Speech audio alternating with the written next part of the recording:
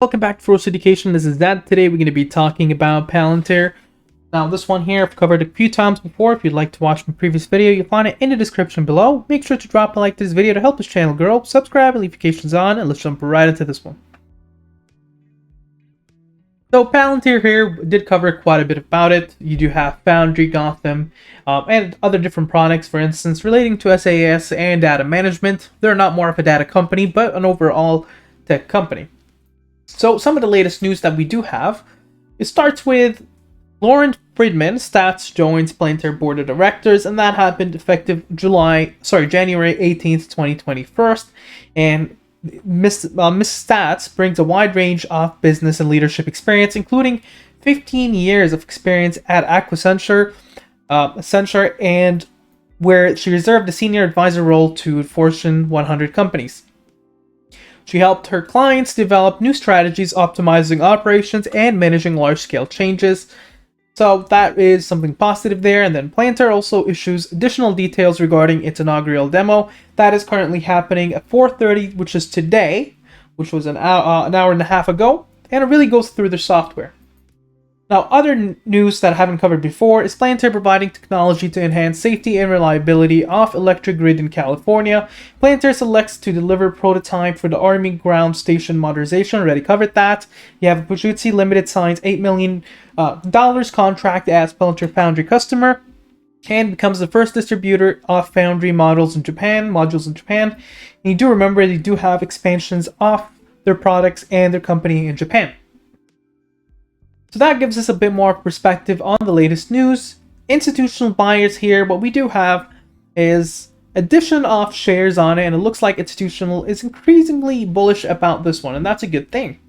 Now, insider transactions, we get to see that we are actually looking at sale earlier on in the month. That was way back when the price was around 23 bucks, but nothing significant there about purchases or sales ever since then. Now, the next thing we want to cover here is their technical analysis. And it really is beneficial to do so because it helps us understand the psychology of traders. If you haven't done so, please make sure to drop a subscribe and leave notifications on. It does really help my channel quite a lot. So on a one-day perspective here, we get to see that on the ADX suggests a very strong trend here. On willing percent R, you get to see it's overbought. Your MACD is actually on the positive side of this, and momentum is looking like it is still strong. Now, trading action zone is between 28.54 and 26.69. That is a positive put there. Now, it is still above the 50 SMA, and that's an amazing price point to be at. Now, currently looking into a 2-hour perspective, things are looking a little bit as well, still bullish. And SMA is above 30 EMA. It is within the trading action zone between 35.46 and 32.33. And so expect for it to bounce around this session. If it does drop below that red line, we might be in trouble. Now, 50 SMA is sitting at 29.69, and the price point is above that, hence it's bullish. Now, ADX, MACD, willing percent R, and momentum, all of them signal for a pullback that we're experiencing in the current moment, or at least a bit more of accumulation. Moving on towards the moving average band, 29.26 on the top, 26.60 and 23.94 on the bottom.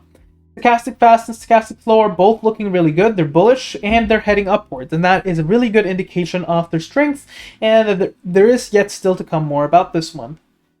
Fibonacci retracement shows the support at 33.11, 28.32, 24.81, 21.30 and 16.96.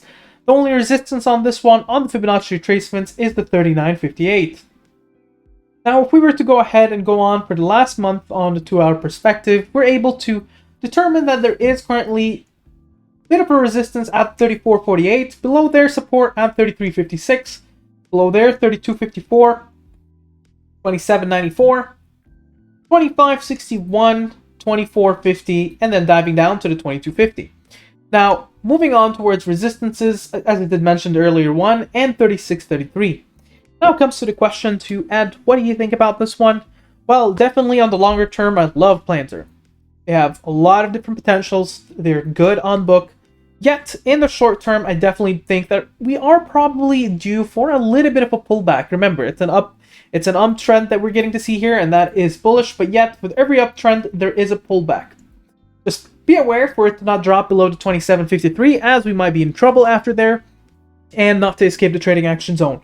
But overall, I'm very bullish on this one. What do you think about the sticker? Make sure to mention down in the comments below. Share, subscribe, and like. You have a wonderful day.